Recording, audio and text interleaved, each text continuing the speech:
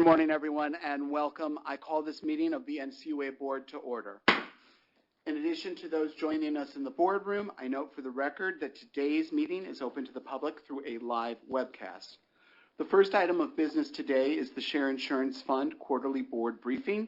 Eugene Sheed, NCUA's Chief Financial Officer, will present. Good morning, Eugene. Please begin whenever you are settled and ready. Good morning, Chairman Harper, Vice Chairman Hoffman, Board Member Otska. I'm here to present the 2023 fourth quarter statistics for the Share Insurance Fund. Slide 2. To begin my quarterly update, I will note that our external auditors, KPMG, through a contract with the NCUA's Office of the Inspector General, completed the financial statement audit of the Share Insurance Fund for the year ended December 31st, 2023. The fund received an unmodified, or what's known as a clean opinion, on the presentation of its financial statements with no reportable conditions. This is also true for the audits of the operating fund, the Community Development Revolving Loan Fund, and the Central Liquidity Facility. In its audit, KPMG found that the financial statements were fairly presented in accordance with U.S. generally accepted government accounting principles. There were no material weaknesses nor significant deficiencies in internal controls that would cause a misstatement of materiality in the financial statements, and there were no instances of noncompliance with other matters that are required to be reported under government auditing standards. The year-end audited financial statements can be found on NCUA's website. Staff throughout the agency contribute to the year-end financial reporting process and the audit process, and I sincerely thank them for their hard work and contributions. Slide 3. This table shows the Share Insurance Fund's revenue and expenses for the fourth quarter of 2023, as well as for fiscal year 2023. For the quarter ended December 31st, 2023, the fund recorded net income of $71.7 million. For 2023 overall, the net income was $209.7 million. A few highlights to note: our total income was $126.2 million for the quarter from investment income of Treasury securities. Quarterly investment income increased 11% compared to the prior quarter and 52% compared to the fourth quarter of 2022. Operating expenses were $60.2 million for the quarter, mainly attributable to the overhead transfer for agency operating expenses. The provision for insurance losses and reserve expense decreased by $4.9 million during the quarter, and I will discuss that further on slide 5. The asset management estate loss reduction for consumer credit unions was $0.9 million due to favorable changes in the estimated future cash flows of assets held by the asset management estates. And finally, the corporate AME loss expense increased by $0.1 million due to changes in legacy asset valuations held by the asset management estates. Slide 4. This table shows the fund's balance sheet as of December 31st, 2023, compared to the previous year. As of December 31st, total assets were valued at $21.4 billion, of which 99% were funds held with the U.S. Treasury in cash, overnight investments, and long-term Treasury notes. A few key highlights are total assets increased by $1.1 billion, primarily due to a reduction in unrealized loss in Treasury investments and capitalization deposit adjustments from the credit unions during the year. The net receivable from the asset management estates is $70.3 million, and it is comprised of $0.6 million from the consumer credit unions and $69.7 million from the corporate credit unions. Accrued interest and other assets are $110 million, which decreased 10% from last year-end, mainly due to a decrease in the Treasury interest receivable. Total liabilities are $213 million, or 1% of total assets. Capitalization deposit consists of 1% of each federally insured credit union's total insured shares, net capital deposit activity increased by $318.5 million during this year. And cumulative results of operation increased by $707.7 million due to a reduction in the unrealized loss on investments of $498 million and $209.7 million of net income. Slide 5. The Share Insurance Fund records an insurance program liability comprised of general and specific reserves. This is a contingency to cover anticipated future losses resulting from insured credit union failures. Each quarter, we assess the reserve needs for the potential and actual credit union failures to make a reasonable estimate of potential losses. During the fourth quarter, the reserve balance decreased by $5.3 million, primarily due to a decrease in the general reserve.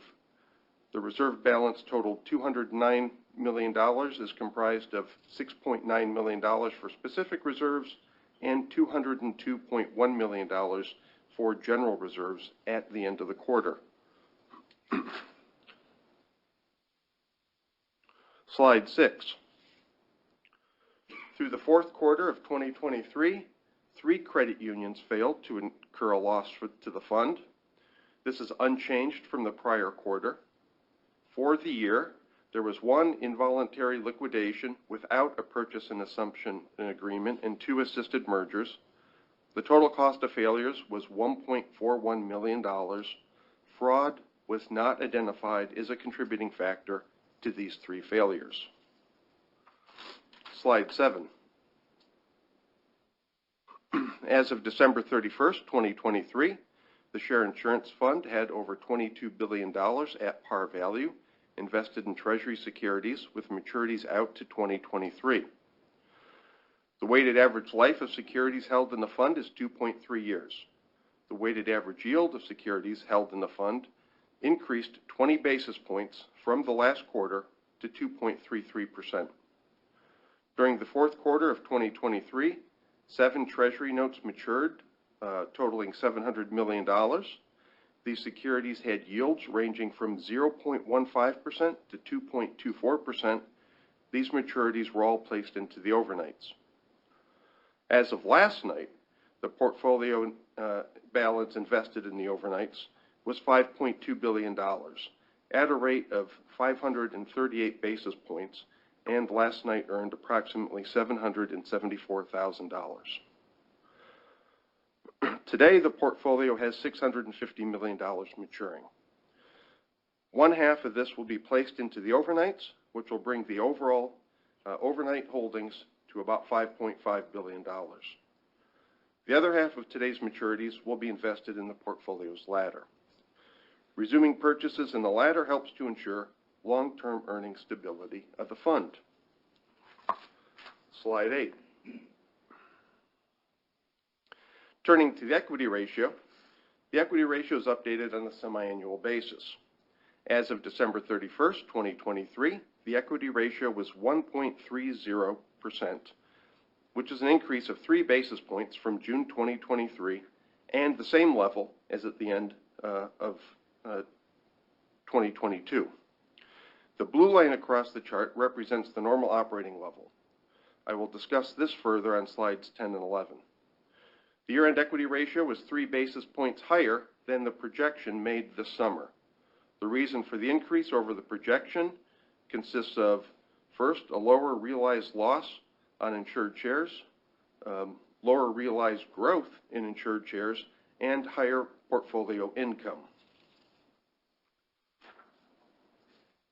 Slide 9.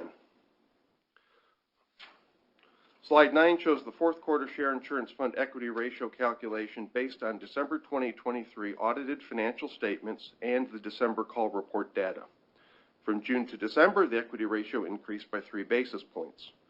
The equity ratio is calculated using an insured share base of $1.7 trillion. Insured shares is the denominator in the ratio. The sum of contributed capital and retained earnings is the numerator in the ratio, and it increased 2.3% from June to December, which increased the equity ratio. The contributing factors for the increase in this are, again, the earnings in the portfolio and the low rate of loss from credit union failures. As footnoted on this slide, unrealized gains and losses are excluded from the equity ratio calculation. Slide 10. I will now discuss the results of recent staff analysis of the normal operating level. The normal operating level, or NOL, is the target equity ratio for the fund as set by the NCUA board. The Federal Credit Union Act requires the board to set a normal operating level between 1.20% and 1.50% of insured shares. The normal operating level is significant because the year-end equity, if the equity ratio exceeds it and other statutory conditions are met, then the excess must be distributed to the credit unions. The normal operating level was last set and approved by the board in December 2021, and the current level remains unchanged at 1.33%. Board-approved policy adopted in 2017 and revised in 2021 includes three primary objectives in setting the normal operating level. First, to retain public confidence in federal share insurance. Second, to prevent the impairment of the 1% contributed capital deposit. And third, to ensure the fund can withstand a moderate recession without the equity ratio declining below 1.20% over a 5-year period. Slide 11. This slide is a graphic that displays the normal operating level parameters along with the current level and the year-end 2023 equity ratio. The graphic shows when premiums and distributions occur and when the board is required to develop a resolution plan. If the equity ratio falls below 1.20%, the board is to develop a plan to return the SIF to the equity ratio to 1.20%. This could include a premium assessment to credit unions. If the equity ratio falls below 1.30%, the NCUA board may assess a premium, but only to increase it back to 1.30%. If the equity in the SIF can only grow above 1.30% through retained earnings on investments. This ratio could also increase due to a decline in insured shares or a combination of a decline in insured shares and earnings. If the equity ratio exceeds the normal operating level at the end of the year, then a distribution is required. Finally, this graphic shows the normal operating level and the equity ratio of the fund. The normal operating level, again, remains at 1.33%. Staff's analysis and modeling using the primary drivers and stress scenarios would not have resulted in a meaningful change to the normal operating level as currently set. Concerns remain with respect to trends seen in CAMELS data, certain macroeconomic data, and signs of household financial stress. The year-end equity ratio, as discussed, is 1.30%. Based on these factors, there is no distribution from the fund at the end of 2023. Slide 12. Turning to CAMELS data, this slide shows the percentage of insured shares by CAMELS codes from 2018 through the fourth quarter of 2023.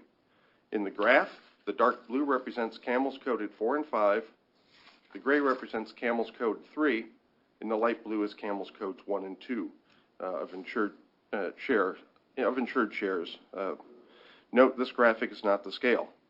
During the quarter, the percentage of insured shares at credit unions CAMEL code 4 and 5 remain the same. They increased for CAMELS code 3 credit unions, and they decreased for CAMELS coded 1 and 2 credit unions. The table underneath the graphic shows the total number of credit unions by their CAMEL codes. Slide 13. This slide compares the credit union's CAMELS codes by asset size. CAMELS coded 4 and 5 credit unions are shown on the left-hand side. CAMEL code 3 credit unions are shown on the right. Looking at the 125 credit unions that are CAMELS coded 4 and 5 by asset size, most of these credit unions continue to have assets of $100 million or less. For those with assets greater than $100 million, there were 2 additional credit unions in the $100 to $500 million range. For those greater than $500 million, there was one addition since September. During the quarter, assets in insured shares, credit unions, Camels 4 and 5 slightly increased. Considering now the 776 credit unions, Camels coded 3, 92% of these credit unions have total assets less than $500 million. During the quarter, there was a decrease in credit unions with assets less than $100 million and an increase in credit unions with assets in the $100 million.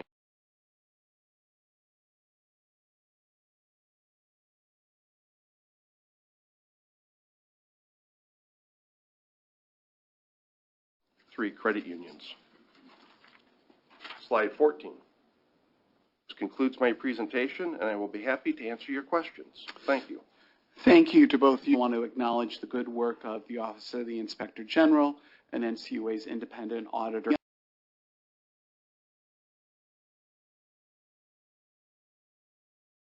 Underscores the agency's commitment to sound financial management and prudent stewardship of the resources entrusted to us. The NCUA remains committed to maintaining a high level of transparency and accountability for our financial operations, just as we expect federally insured credit unions to achieve with their financial records. Overall, as you noted, Eugene, the Share Insurance Fund's performance in the fourth quarter of 2023 was strong. As noted earlier, assets increased to more than $21.4 billion. That's a rise of more than $1.1 billion for the year. And we experienced solid investment income growth. In fact, because of higher interest rates, we earned 1/3 of the year's net income in just one single quarter. Moreover, the equity ratio now stands at 1.3%, higher than the initial year-end projection of 1.27%. This increase results from declining share and deposit growth within the system, continuing low levels of insurance losses, and rising interest income on the Share Insurance Fund's investment portfolio. While we should recognize all of these positive things, today's presentation also illustrates why we cannot become complacent in the supervision of federally insured credit unions. In recent quarters, the NCUA has seen growing signs of financial strain on credit union balance sheets and consumer financial stress. And we continue to see that financial stress manifest itself in the number of credit unions and the percentage of assets held by composite Camels Code 3, 4, and 5 credit unions. A particular concern for me is the sizable increase in assets in composite Camels Code 3 institutions, which is shown on slide, I think it's on slide 12, which now stands at 7.81% of the system's assets. It's been about a decade since we last saw a proportion of insured shares and risk. So we must remain attentive as we navigate these new economic realities. What's even more concerning to me is the growth rate of these changes, especially among complex credit unions with more than $500 million in assets. As we see up on the board, slide 13 shows that assets in composite Camels Code 3 group for credit unions of all sizes increased to $160.2 billion, that number in the far bottom right corner. That's just over a 20% increase for the quarter. But what's really caught my attention is that total shares in Camels Code 3 complex credit unions have more than tripled during the last year, growing from $32 billion at the year end of 2022 to $102.3 billion as we see up there today. That brings me to my first question, Eugene. Why do we see modest increases in assets for composite Camels Code 4 and 5 institutions and dramatic increases in asset for composite Camels Code 3 institutions? And what's driving the downgrade in our Camels ratings? Okay, thank you for the question, Chairman. Overall, key factors associated with the downgrades has sort of been true throughout the year. The primary ones are liquidity risk and interest rate risk. But in addition to that, several factors that have been seen in recent downgrades also include concerns over overall risk management at the credit unions, as well as concentration risk, information technology risk, elevated expenses, and finally commercial lending. So there's elements of all those that are playing in the downgrade. That's helpful information, and it's certainly a demonstration that we're living in a different world, and the world where we lived in where you could be a bit passive, that's not changed. With a large and growing portion of Thank you. First of all, we apologize for the technical difficulties for our online audience, and hopefully some of them have been able to rejoin. For our audience here in the room, I thank you for your patience. My understanding is that the live feed cut out as I was asking you the first question. So, Eugene, with your permission, I'd like to return to that.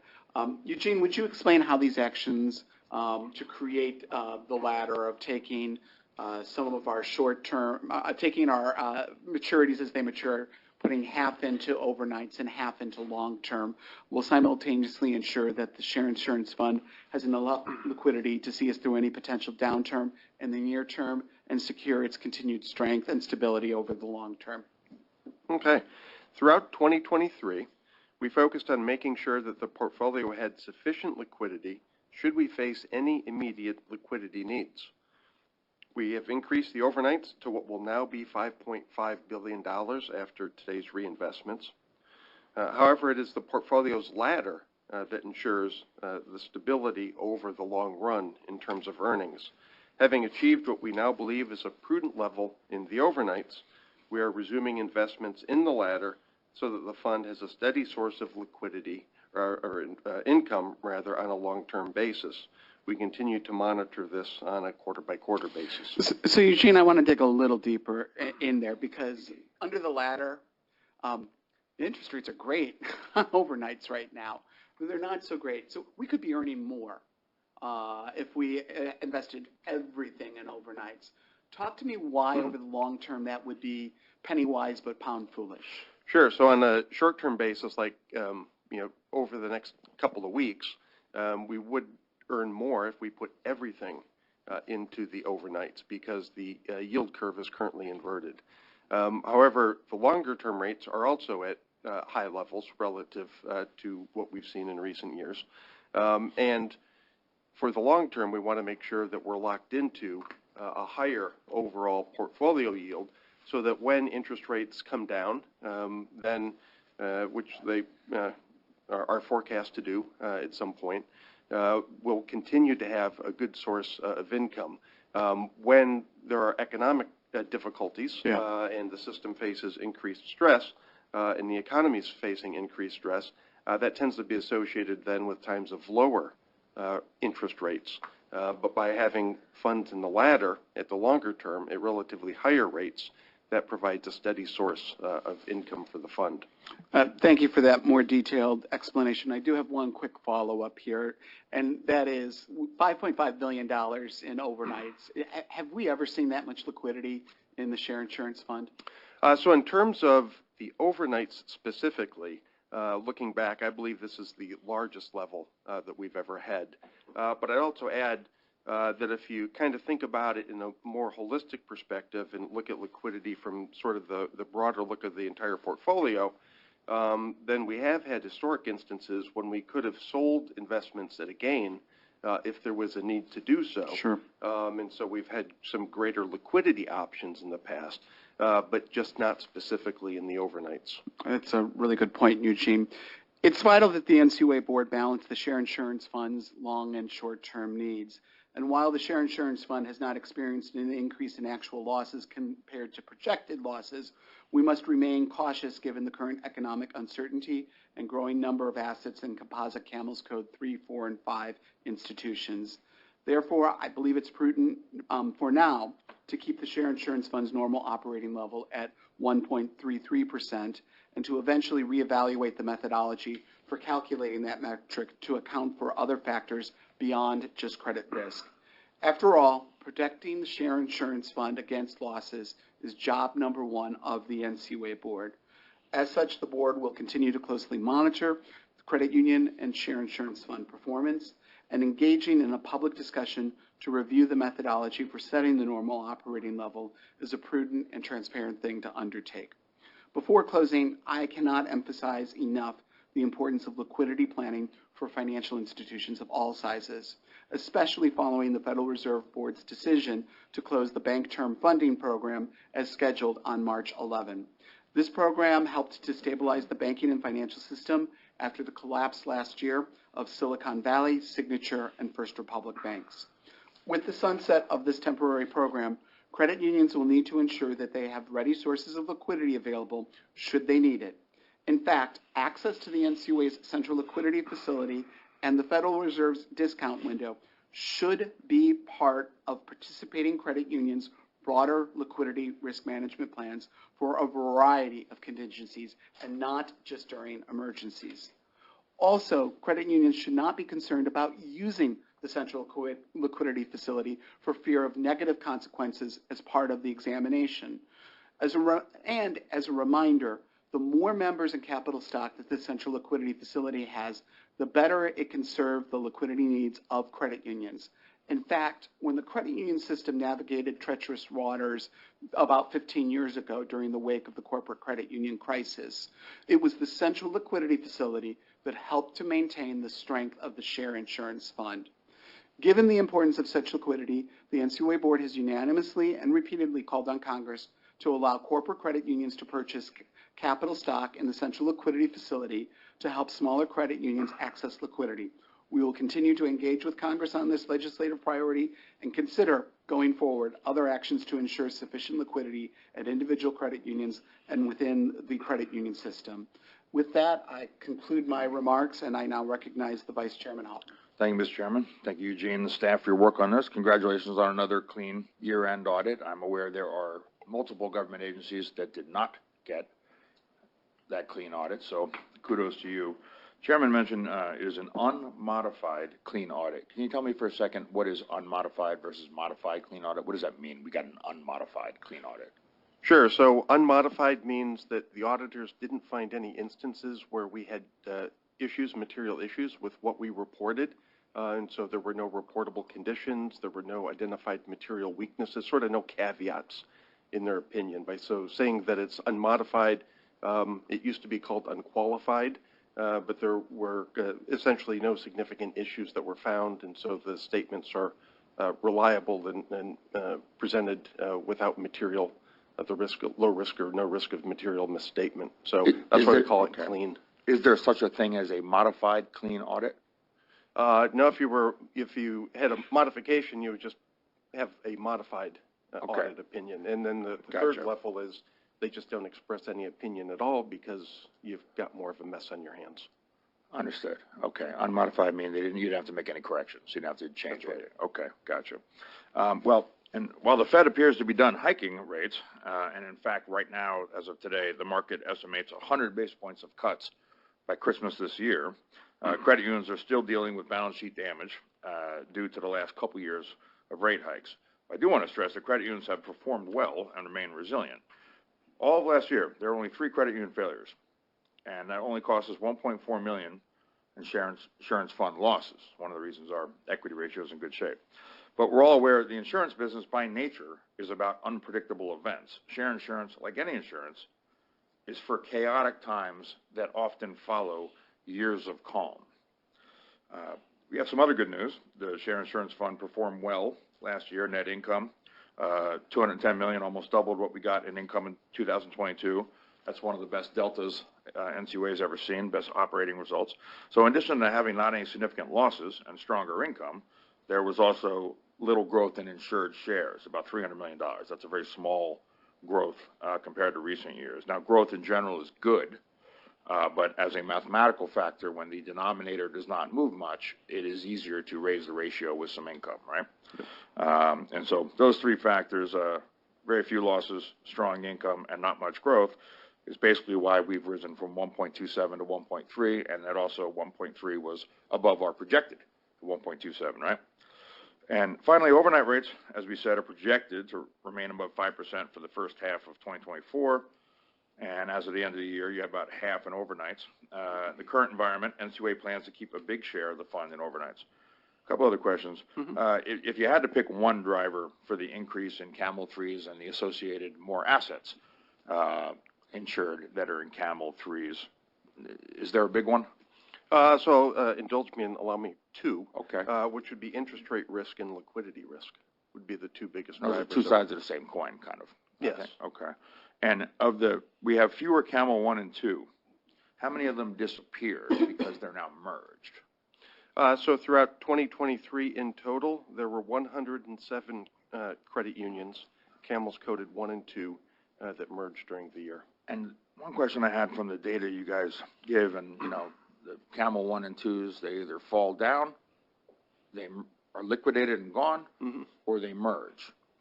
The big changes, can you tell me in general why that happens? I was struck by the ones who were Camel 1 and 2, and we had a few last year, go down to 4 and 5.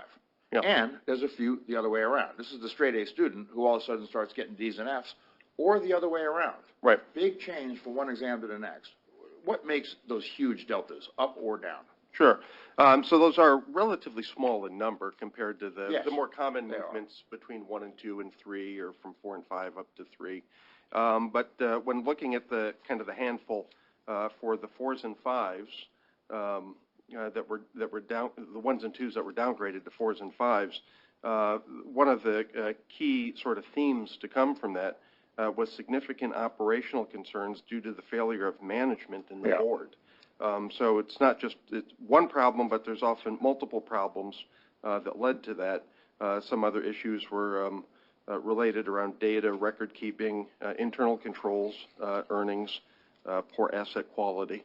And then the other way around, it's fixing those issues? Right. So for the other way around, again, overall failures of management and the board, inadequate policies, insider dealing, et cetera. In those cases, those credit unions had documented findings that were then resolved, including a change in management. That's what I would have guessed, because if your core finances, it's very hard for it to get better that quickly. There's things outside your control. If people aren't paying back their car loans, it's hard to get them to pay them back. And it's hard to change if you have underwater investments, because the interest rates, you don't control that. Credit unions can control their own record keeping and management practices. So that makes sense to me. That's what would cause a big, big jump down or up in your Camel rating.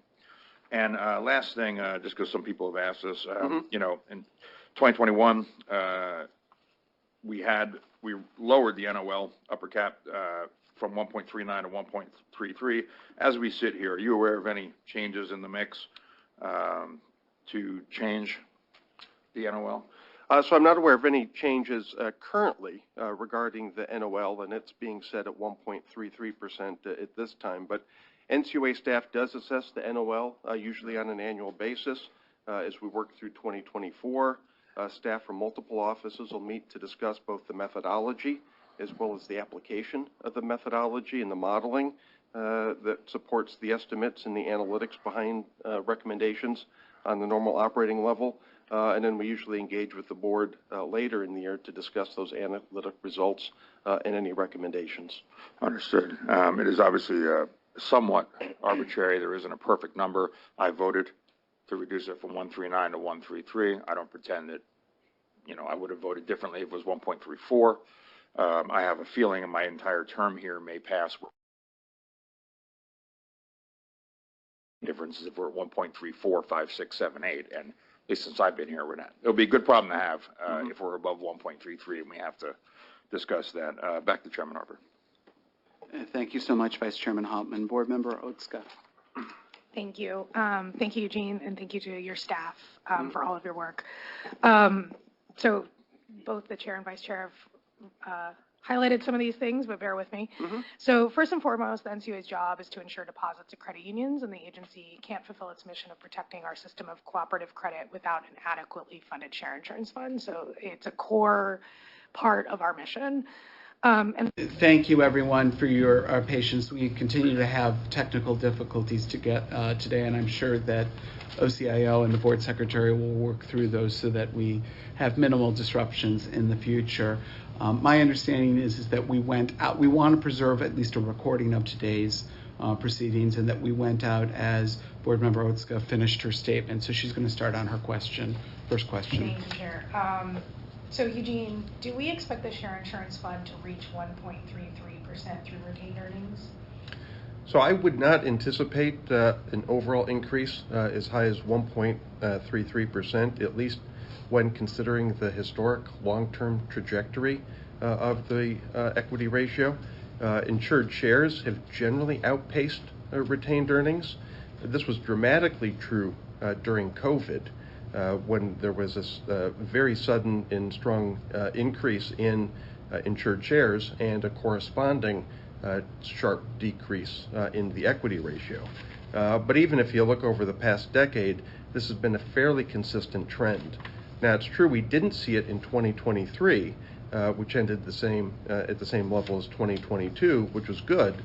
But again, as has been discussed, the increase in insured shares was relatively small, and the fund benefited from high income, and there were minimal losses. Looking forward to a future which may anticipate sort of an increase in insured share growth back to more historic averages, and then the prospects of future declining interest rate environment, I think those will put kind of the continued pressures downward on the equity ratio long term. Okay, thank you for that. And another concern, and I think this was raised before, is the percentage of insured shares held by CAMEL's 3 credit unions.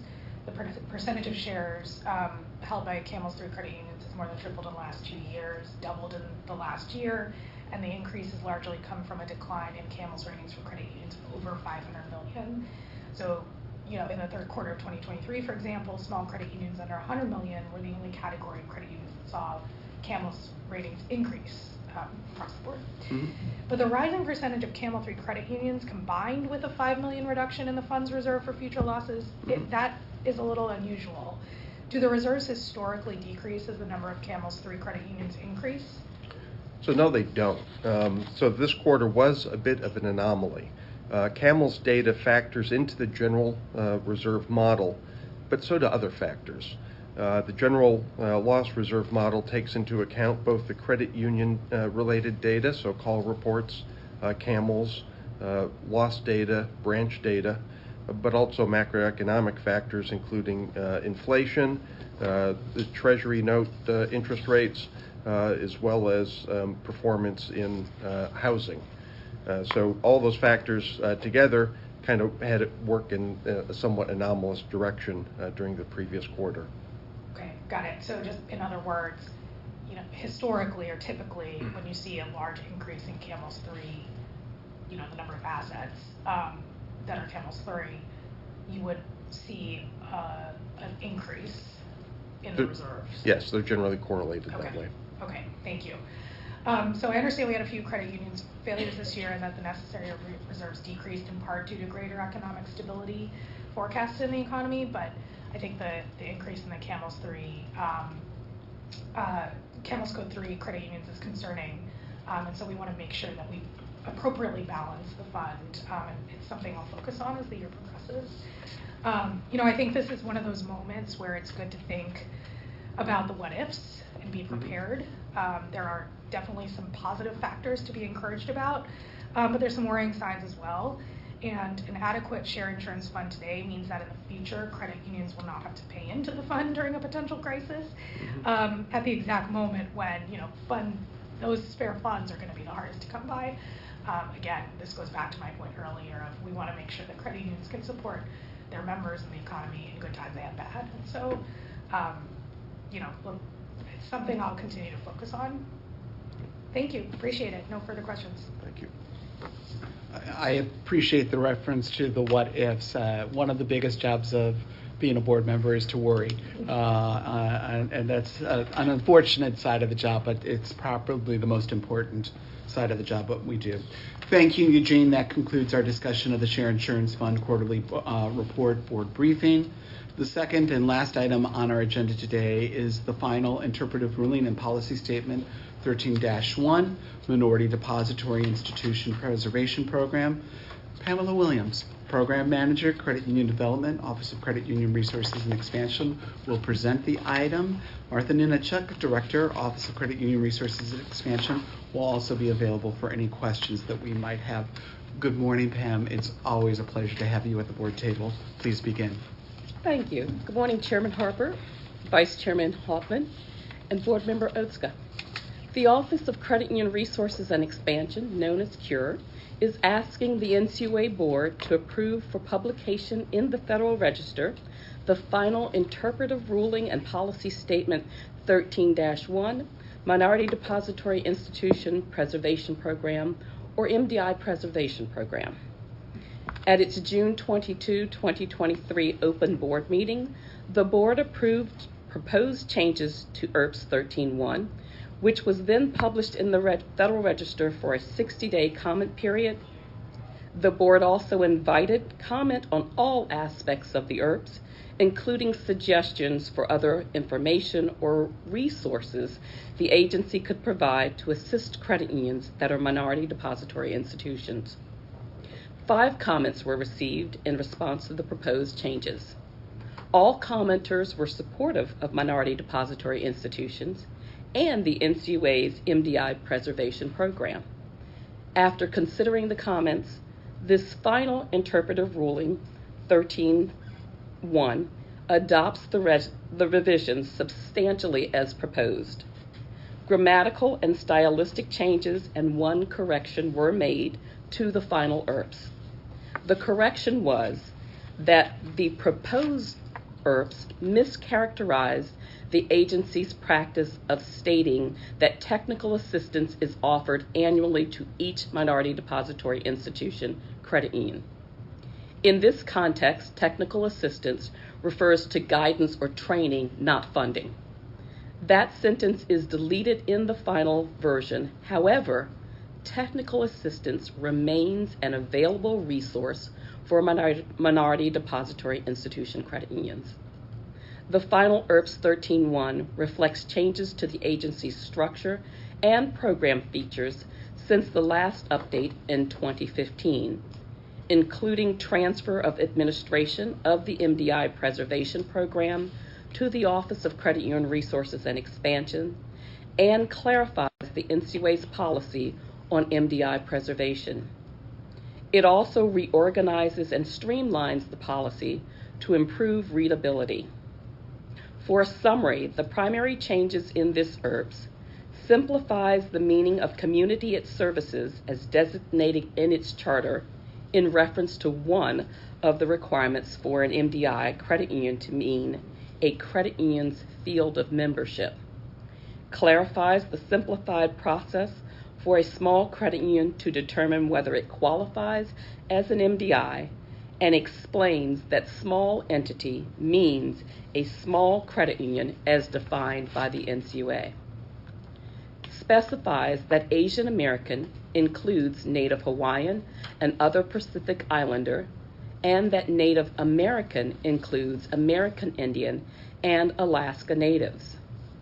Reaffirms the requirement for MDIs to periodically assess their designation, and explains the NCUA will review an MDI's designation status as part of the examination process.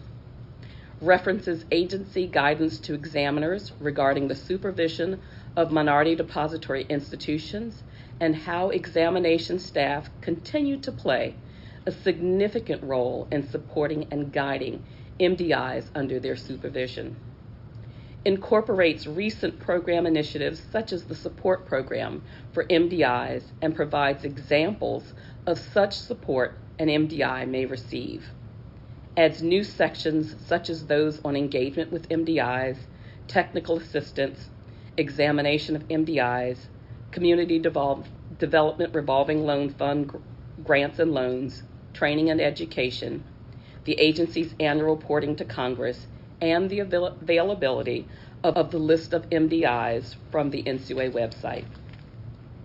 As I conclude, board members, allow me to promote a couple of initiatives the Office of Credit Union Resources and Expansion plans for MDIs this year. Look for the 2023 MDI Congressional Report for a recap of MDI preservation program initiatives when it is released later this year. MDI Awareness Month 2024 for an opportunity to hear more about the vital role MDI credit unions have in ensuring access to affordable financial products and services to the individuals and communities they serve. And the second annual MDI Symposium, following up on the success of last year's in-person event for MDIs.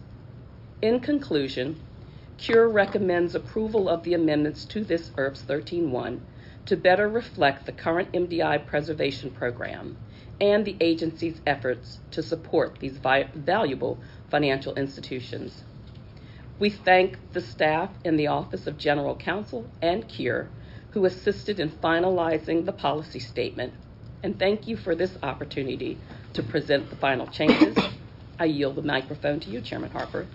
Thank you so much, Pam, and for that presentation, and thank you, Martha, as well as for all of your work on these improvements to the policy statement governing the NCUA's Minority Depository Institutions Preservation Program.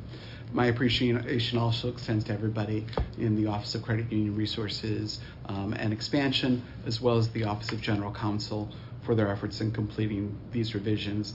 And finally, I want to say thank you to Board Member Otska for suggesting the incorporated language that underscores the importance of preserving the unique mission and characteristics of minority depository institutions, especially when it comes to our examinations.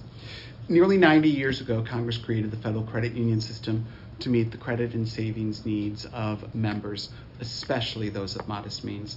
A significant component in achieving that statutory mission is the work of our minority depository institutions, also known as MDIs, credit unions.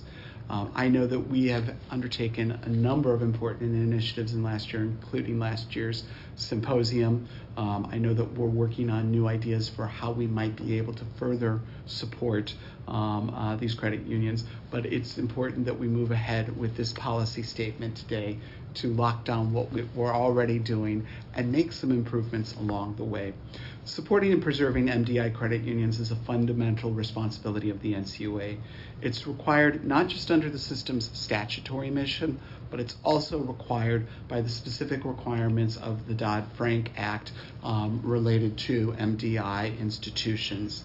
Today, 1 in 10 federally insured credit unions is a minority depository institution.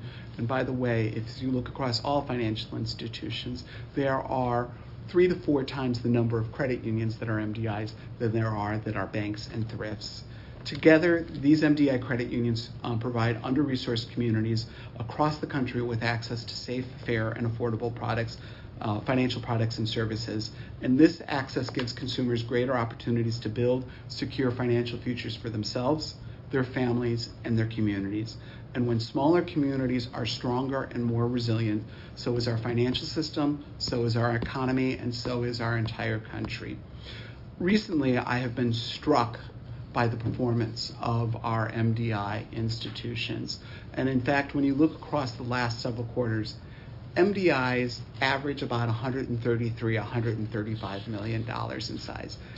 Many of them are actually quite smaller, at less than $10 million, and they're typically associated with a church serving a particular congregation. What has struck me about MDI performance over the last several quarters is that their return on average assets is just as strong as billion-dollar-plus institutions. What that tells me is if you have a core audience that you're serving, that you're working to serve that audience, and you're meeting their financial needs, and working with them when they get in trouble. Because, by the way, MDI credit unions have higher delinquency rates than do billion-dollar-plus institutions, but they have lower charge-offs. To me, what that all says is MDI institutions are meeting what is at the core of the credit union system, and they're doing it in a challenging environment. And what that tells me is that any institution, if they are focused and serving their members and doing it well, can do well in this marketplace. Today, the NCUA Board is considering final amendments to the Interpretive Ruling and Policy Statement 13-1 to reflect changes to the agency's structure and administration of its MDI preservation efforts. As Pam, you noted, these revised policy statement, for example, simplifies the definition of community it serves as designated in its charter to refer to an MDI credit union's field of membership. I've long had concerns about preserving the character of MDI credit unions, especially when we have to do an emergency liquidation or force the liquidation of an institution.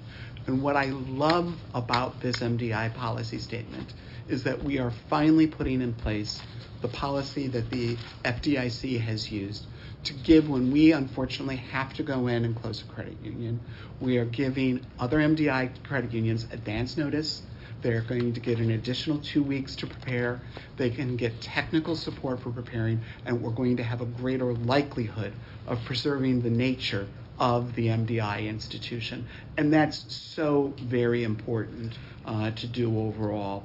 And I can't tell you how pleased I am that we have finally, after a couple of years of discussing this, made that. Now, we're not going to be able to do that on every occasion, unfortunately, but it's going to increase the likelihood, and I think that's important, that we try to preserve the nature of the institution. I really don't have any questions for you today. I just want to say that in closing, the MDI policy statement will better enable hundreds of MDI credit unions to meet the needs of their members and their communities. Policy changes like this one make our country stronger, and therefore I will support this policy statement when the board votes later. That concludes my remarks, and I recognize the Vice Chairman. Thank you, Pamela and Martha, for your presentation. I support this ruling as well, and the policy statement. It's pretty much unchanged from the proposed version, but I do appreciate the clarifications in this final statement. More than 10% of U.S. credit unions are MDIs, serve about 5 million members. Credit unions are the original answer to financial inclusion. If people were happy with the existing financial services marketplace, they would not have put a whole lot of effort to start their own for whatever that field of membership is. Credit unions are started by people who are either overlooked by existing financial providers or wanted services tailored to their unique needs. Credit unions have been a means for financial inclusion since their inception, which predates NCUA and it predates the Federal Credit Union Act. Many companies have admirable financial inclusion goals, but credit unions, especially MDI credit unions, provide members the ultimate power of ownership and control. This is true financial inclusion. Now, the only thing more satisfying than taking your business elsewhere for someone who treats you better is starting your own. We know one of the main reasons small credit unions go away is because of the regulatory burden associated with running one of these small institutions. It can be a thankless task, a labor of love, by somebody who eventually retires. That's when mergers often happen, since it's easier for a larger institution to handle the endless paperwork and mandates. My point here is that if we don't lighten the regulatory burden on small credit unions, those credit unions that pose very little risk to our share insurance fund, then our talk about inclusion is just that, talk. The way credit unions operate, i.e. is cooperative structure of member owners, along with the nature of field of membership, may be why there's nearly 4 times as many MDI credit unions as there are banks. This country has, loosely speaking, about the same number of credit unions and banks, 4,600, 4,100. But 4 times as many credit unions are MDIs. I think that has something to do with field of membership. So to qualify as an MDI, a credit union must satisfy these requirements. More than half of the membership may be a minority. Greater than 50% of the community it services, that is field of membership, must be racial ethnic minority, and greater than 50% of its directors must be a minority. This designation comes with a host of technical assistance support. This includes assistance to address the challenges identified in their exam reports. Last year, there was appropriations language in Congress that included MDI credit unions as eligible to receive community development revolving loan funding, regardless of whether the credit union was low income designated or not. All the exam standards for MDI and non-MDI credit unions are the same. I think we agree they should be. NCUA recognizes that MDI credit unions have a distinct mission and a distinct business model. During 2023, NCUA issued customized guidance to help examiners understand that business model and how it's different than other financial institutions. In further recognition of the difference between MDIs and non-MDIs, peer metrics were developed to help examiners compare MDI metrics with other MDI metrics instead of those of traditional peers. Today's board item touches on ways to help MDI members preserve their own financial institution. A lot of work goes into starting a credit union, and it takes even more to keep it going. They're co-ops. You do all this work, there's no IPO at the end. You can't get stock. You can't get options. There's really no payoff in a way for all this work. So it's a labor of love, and I think NCUA and our examiners need to know that when we go in. The American should determine how many credit unions there are, which they are not our regulatory burden. I'm aware that NCUA is not the sole source of the regulatory burden, but we are a significant one. Even before this ruling and policy statement, the NCUA has walked the talk here by budgeting thousands of support hours for small credit unions and MDIs. I want to emphasize that these support hours are outside the examination process. It doesn't mean you have a longer exam, and they come at no cost to the credit, no cost in money at least. I hope more credit unions will take advantage of this program. Any group that succeeds in forming their own credit union should have the opportunity to succeed. In the case of small credit unions and MDIs, that means additional considerations for their unique challenges. That's the end of my remarks. I'm just going to, one question. How many small credit unions and MDIs received assistance from NCUA field staff through this support program? Good morning, Vice Chair. I'll take Morning. that question. Yes, 569 contacts as part of the small and MDI credit union were made last year. And how many of them would you say got like help? You said contacts, right? Yeah, that is the help. 569. And they all needed some kind of help. Yes. What's a common one that NCUA staff helps with? It would be bank reconciliations or guidance to marketing or guidance to how to build a business plan. It really is a very broad type of list that credit unions can choose from. What was the first one you said? Bank reconciliations. Yeah. So a lot of the back office stuff that trips Yeah. people off, that is not the fun part in any way. And then marketing, you said? Yes. And the business plan, existing credit unions that have been around for a long time still need help with business plan? Of course. Because they Things didn't have one, or change. because just life changes? And Both. Yeah. Both. Gotcha. All right, that concludes my remarks. Thank you so much, Vice Chairman Hopman. Board Member Otska. Thank you. Thank you, Pam, and thank you both. Thank you to you both and your staff for all the work you do for NCUA's MDI preservation program. I want to step back a little bit and talk about why Congress directed agencies to preserve and promote MDIs in the first place. This predates Dodd-Frank even. During the 1980s and early 90s, savings and loan crisis dramatically reshaped the banking landscape. Almost 10% of banks failed to receive government financial assistance. MDIs suffered the same negative economic events as non-MDI banks. But due to their focus on historically marginalized and redlined communities, they did not have the same resources to weather the storm. During the 7-year period between 1983 and 1989, the number of black-owned banks declined 22%, while the total number of banks in the U.S. declined by only about 10%. So when Congress responded by enacting FIREA in 1989, it recognized the concerted efforts that were needed to preserve MDIs because of the important roles that they play serving historically underserved communities and the unique difficulties they face. And while the savings and loan crisis is behind us, and as my Chair Harper noted, MDI credit unions are performing very well right now, which is great. You know, those underlying challenges faced by MDIs in the communities they serve are still relevant. MDIs face similar challenges and higher rates of failure in the 2008 financial crisis. From 2012 to 2021, the number of MDI credit unions dropped 38%. And like all credit unions, MDI success and ability to thrive is connected to the economic stability of their community. If the community has less resources, less money for their share accounts, their credit union will have less resources, less money for loans, investment, innovation, and training. And as we know, marginalized communities have less resources on average. The Federal Reserve Bank of St. Louis found that black families had about $958,000 less wealth compared with white families. Hispanic families had about $1 million less wealth on average than white families.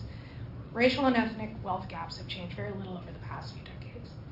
There is a lot of work to be done to close the racial wealth gap, but MDIs play an important role, and I think that's evidenced by the number of MDI credit unions that are doing so well right now. One factor in creating and maintaining wealth is having access to safe, fair, and affordable financial services. Access to credit is what allows people to buy a car, get to work, own a home, build equity, open a small business. Yet, these racial disparities in lending still exist today across income levels, and that's also when you control for, white or black applicants that earn the same amount of money, and the same is true for Asian applicants, Hispanic applicants, and it also applies not just to consumer lending, but to small business lending. So a well-supported system of MDI credit unions can help address these disparities. Black-owned banks, for example, approve a higher percentage of loans to black applicants than other banks. It is likely the same is true for credit unions, and I would like to see, if we have more data on that, and would love to see more research on how MDIs are translating their service to their community to actual results. And I would encourage all credit unions to serve all of their members. Again, closing the racial wealth gap is very important. And I think fair lending is critical to a safe and sound and resilient credit union system that everybody can participate. Closing the wealth gap and minimizing lending disparities doesn't just benefit one group. Citibank conducted a study that found if we didn't have a racial wealth gap, it would have added $2.7 trillion in income available for consumption or investment. Even more, the study found that providing fair and equitable lending to Black entrepreneurs could have resulted in the creation of up to $13 trillion in estimated business revenue and potentially created 6.1 million jobs per year. Providing an environment where MDIs can be successful is crucial to allowing MDI credit unions to support their communities. And I appreciate that NCUA has increased staff hours allocated to MDIs under the Small Credit Union and MDI Support Program, adjusted its exam processes to recognize the distinctive business models, hosted an MDI Awareness Month and an MDI Symposium. And I'm encouraged that, as we've said, MDIs continue to perform well in 2022. MDIs reported $42.2 billion in loans outstanding, an $8 billion increase from the previous year. So we know that people are getting access to the credit that they need. And I know Vice Chair Hopman has been supportive of the formation of new credit unions generally, and perhaps we'll continue to see interest in forming new MDI credit unions as well. I support the revisions to the MDI policy statement and appreciate the comments submitted during the rulemaking. I understand some of the suggestions were outside the scope of the proposal, but it would be great to explore those ideas in other contexts. One commenter recommended that data collection for self-certifying that a credit union is an MDI should be consistent across federal programs. That makes it easier for MDI credit unions, and encourage the NCUA to collaborate with Treasury and the CDFI Fund and other federal agencies to ensure data collection requirements are both consistent and feasible. Is this something we're currently considering? Is this something we've looked into? It would be great to learn a little bit more. Thank you for that question, Board Member Otska. So the NCUA continues to seek opportunities to collaborate with other agencies to support data collections that are consistent and feasible when possible. We will continue to seek opportunities in the future, and this concludes my response, and I return the microphone back to you.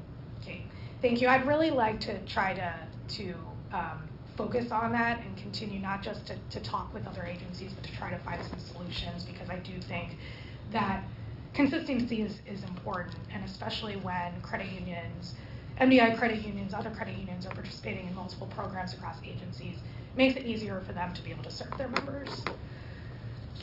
I think one last question, how, I know there are so many success stories out there. How do we elevate and share success stories for other credit unions to learn from or replicate, particularly in the MDI credit union space? So that's a great question. So the NCUA provides a number of opportunities for MDIs to hear from and learn from each other. During 2021, we held regional MDI roundtable discussions. We also had a separate track at the 2022 DEIA Summit, and in 2020 and 2023, as we talked about before, we had an MDI Symposium, which will be offered again this year. At these gatherings, we highlight MDI case studies and offer networking opportunities for MDI credit union participants to gather information and learn from each other. Last year, we had the first MDI Awareness Month, highlighting the importance of these institutions, and we often include MDI credit unions on webinars to share their success stories, which also include Q&A sessions for webinar participants to ask questions. NCUA will continue to offer ways for MDIs to collaborate, and we're interested in those ideas. MDIs are encouraged to communicate with us through the email address curemdi@ncua.gov. That concludes my response, and I return the microphone back to you, Board Member Otska. Thank you. I have no further questions. Thank you, Chairman. No, thank you so much. And building on one point that you raised, I know that the Community Development Financial Institutions Fund recently updated its criteria for applying. Prior, under the old model, we had a streamlined CDFI application process where we actually were able to run the numbers and assist in that process. I know that staff in the Credit Union Resources and Expansion Office is looking about possibilities there. That's one way, certainly, that we can facilitate. And to your point, often ease administrative burdens along the way. Vice Chairman Hauptman, is there a motion? Yes, there is. First, I want to say, Yeah. to that end, I want to support what you did earlier this year. You proposed it, we voted for it, that you now have to have $2 million in assets to Yep. pay the bill, because just getting a bill, paying it, make sure it's done, that is a little thing. Yes. So I want to give you credit for that. Yes, there is a motion. I move that the board approve the final interpretive ruling and policy statement 13-1 as attached to the board action memorandum. Is there a second? Second. There is a sufficient second. All those in favor say aye. Aye. Aye. All those opposed say nay. The ayes have it, and let the record show the motion passes 3-0. That is the end of our agenda today. I do thank everybody for their patience as we work through the technical issues. Before closing, however, I do have one announcement. By mutual agreement, the board has determined that we'll not meet in March as previously planned. Thus, our next meeting will take place in April as we have already scheduled. At that time, the board will, among other matters, consider a final rule on chartering and field of membership for federal credit unions. The board proposed this rule exactly 1 year ago, and in the weeks ahead, I look forward to working with my fellow board members and the NCUA team to finalize this complex and important rulemaking to expand access to safe, fair, and affordable financial products and services in under-resourced communities. There being no further business, we are hereby adjourned.